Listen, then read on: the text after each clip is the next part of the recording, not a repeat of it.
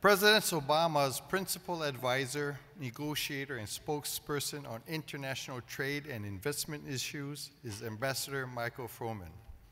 Ambassador Froman leads the Office of the United States Trade Representative in its work to open global markets for U.S. goods and services, enforce America's right in the global trading system, and foster development through trade. Here to discuss the economic benefits to trade and how President Obama's trade agenda is supporting more good jobs, strengthening the middle class, and spurring America's growth is Ambassador Michael Froman.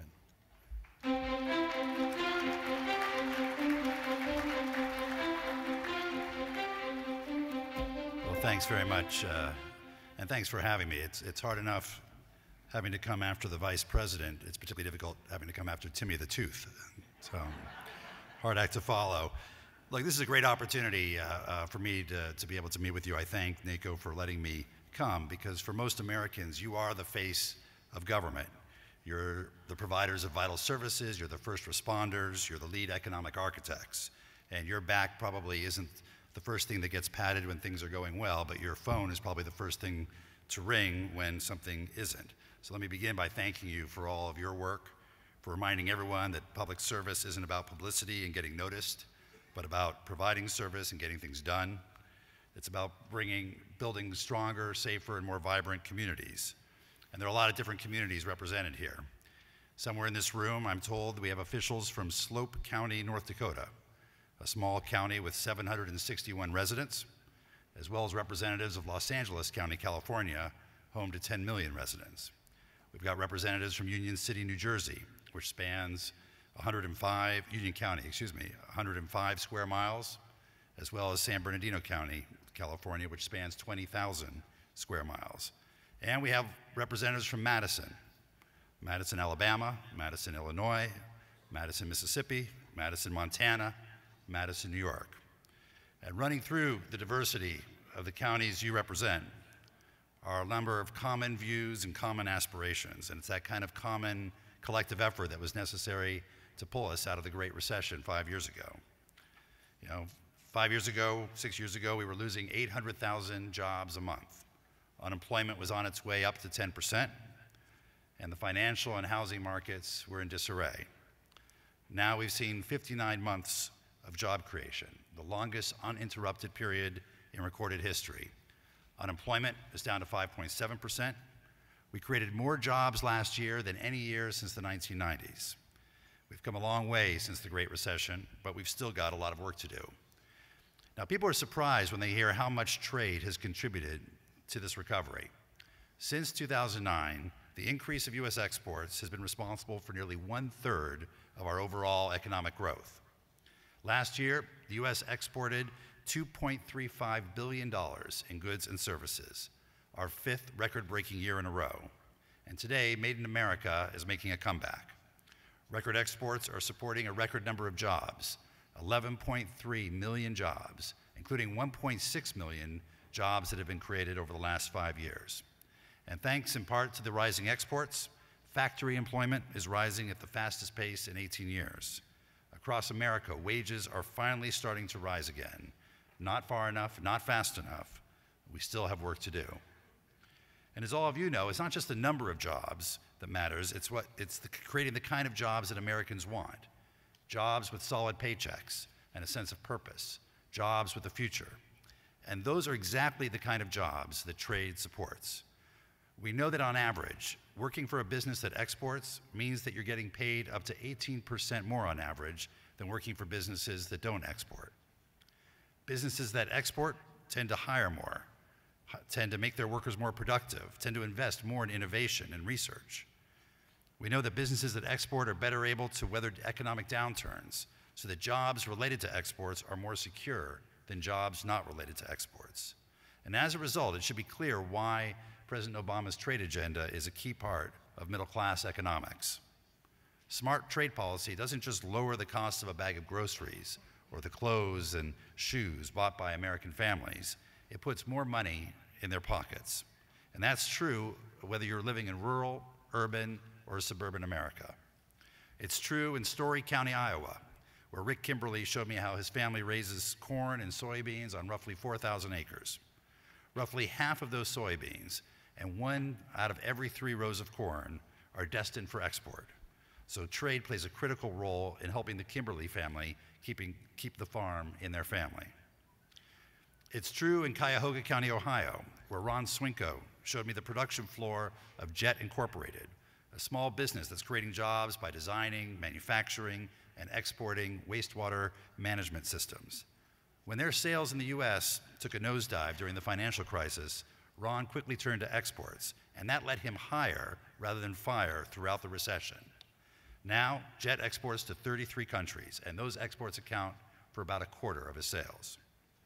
And it's true in Tarrant County, Texas, where just last week I joined Congresswoman Eddie Bernice Johnson and Dallas Mayor Mike Rawlings for a tour of the Mary Kay facility.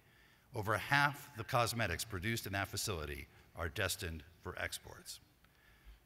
These 3 examples are just the tip of the iceberg when it comes to the full benefits of trade, because it's not just the employees at the firms that export who benefit, but all the employees and workers at other firms who benefit from the spillover effects of trade. For every dollar in US agricultural exports, for example, another $1.22 in business activity was stimulated somewhere in the US economy. Just last week, Agriculture Secretary Tom Vilsack was in Johnson County, Missouri, visiting a new facility that can handle more than 500,000 shipping containers each year. Rising agricultural exports are a big reason that facility was needed, and now that facility itself has become a major economic driver, attracting developers to add warehouse space and other services. It's easy to forget how many companies can be involved in the production of a single export these days. As a consumer, pretty much all of you see the finished product. But modern supply chains consist of many links, each one of which is an opportunity for our workers and our businesses to capture value. You've probably heard of Gillette and Oakley, but what about El Dorado Molds? That's a company in Sacramento County, California that builds plastic molds for Gillette razors and Oakley sunglasses, among other products that are made in America and sold around the world. Maria Contreras Sweet, the administrator of our Small Business Administration, visited the facility last week. And large, well-known companies depend on small businesses like that one for the inputs and services they need to remain globally competitive, and that means trade is important to those small businesses too. In fact, many people think that trade and exports is really just for big businesses. But of the 300,000 American firms that export, 98% of them are small and medium-sized businesses. And yet, only a small portion of our small and medium-sized businesses export. With 95% of the world's consumers living outside our country, there's a huge opportunity for small businesses and large businesses alike. And a big part of that opportunity is the emerging and rising middle class. What we've seen is that as people rise up the global income ladder, what they want is more high-quality goods made in America. When it comes to agriculture, no one is better at producing high-quality protein than US farmers and US ranchers. When it comes to a reputation for quality, we've got 7 out of the top 10 brands. When it comes to innovation, our workers are among the most productive in the world. Clearly, the question isn't whether we can make things. The question is whether we'll have the opportunity to sell what we make around the world. And just consider the barriers that we face. American auto workers are handicapped by tariffs that can reach 30% on cars going into Malaysia. American farmers are forced to contend with tariffs as high as 40% on poultry in Vietnam. Meanwhile, our foreign competitors have struck trade deals that give them and their exporters access to those markets at lower tariffs or no tariffs at all. So that's been the focus of our trade policy, to knock down these barriers and countless ones like them. And we're moving forward with the most ambitious agenda in American history. In the Asia Pacific, our main tool for opening markets and leveling the playing field for American workers and businesses is called the Trans-Pacific Partnership, or TPP. When completed, this agreement will cover 12 countries and 40% of the global economy. It will grow by some estimations, it'll grow our exports by some estimation by more than $123 billion a year and support hundreds of thousands of high-paying jobs. And just as importantly, TPP gives us an opportunity to protect workers, to protect the environment, and to tackle issues that have never been addressed before. TPP will include the highest and most enforceable labor and environmental standards of any trade agreement. And that's important not just for improving the lives of workers around the world, but for creating a more level playing field, a more fair playing field for our workers and our firms here at home. TPP, for the first time in any trade agreement, will put disciplines on state-owned enterprises and ensure a free and fair and open internet. TPP will ensure that the 40 million Americans whose jobs are directly or indirectly dependent on innovation, invention, and creativity enjoy the fruits of their labors, from the inventor in her garage to the union carpenters I met making Hollywood sets. Across the board, TPP will help restore the connection between hard work and rightful reward by giving Americans a fair shot at these markets.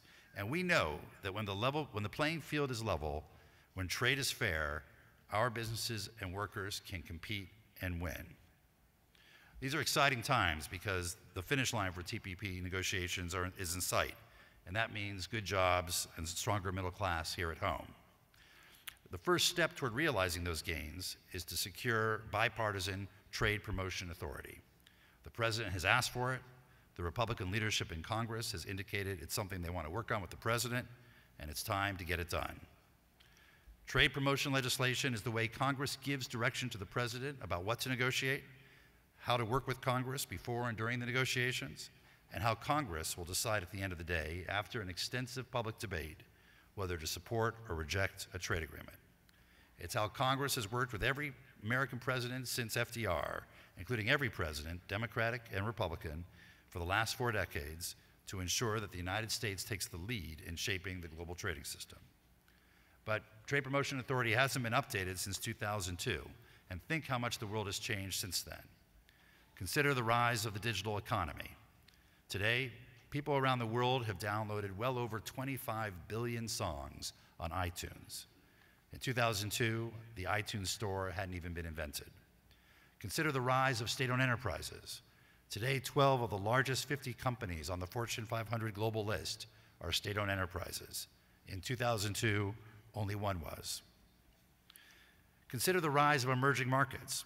Today, more than 1 out of every 4 companies on the Fortune Global 500 list is from an emerging economy. In 2002, only 4% were. And consider now that there's a solid consensus that to level the playing field for our workers and our businesses, enforceable labor and environmental standards must be part of any trade agreement. In 2002, there was no such consensus. All of these developments remind us that in today's global economy, the only constant is change. It's time to update trade promotional legislation to meet the needs of today's global economy and lock into law the progress that we've made on a number of issues, including labor and the environment. A bipartisan trade promotion bill will do just that, addressing the changes and empowering America to continue leading on trade. It will help us use trade policy the right way, bringing good jobs to your communities and unlocking opportunity for the millions of Americans you represent. Trade policy may not be at the top of your agenda every day. You've got roads to fix, schools to manage. But done right, trade policy is a necessary component of any community's successful economic strategy. Done right, trade agreements help position the U.S. as the most attractive place to invest and produce, a place where people want to make things, grow things, and then sell them all over the world. That's how trade strengthens our communities. And as we move ahead with trade promotional legislation, as we reach closure on these negotiations, we look forward to working with all of you to underscore the importance of trade done right to your communities. Thanks very much.